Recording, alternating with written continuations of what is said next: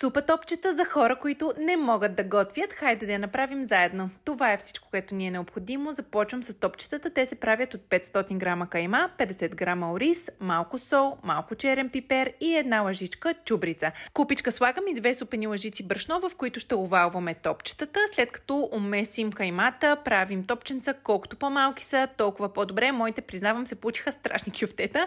За супичката ни трябва 1 морков, 1 глава лук, половин зелена и половин червена чушка, както и 2-3 картофа. Слагаме си тенджерката на котлона и вътре ще разтопим 1 супена лъжица масло, зеленчуците, сол, куркума и черен пипер. Наливам малко вряла вода и задушавам за няколко минути. След това доливам 1 пълна кана с вряща вода и бавно пускам топчетата. Докато супата се готви, ще направим застройката. За нея ни трябват 2 жълтъка, 2 супени лъжици брашно, може да сложите пълнозърнесто и 2 супени лъжички вода. В застройката добавете малко и от топлия бульон на супичката, разбъркайте, а след това на тънка струйка върнете в тенджерата. Рецептата е от баба ти едно време на Цвети Байчева, страхотен кулинарен блогър. Вижте профила й.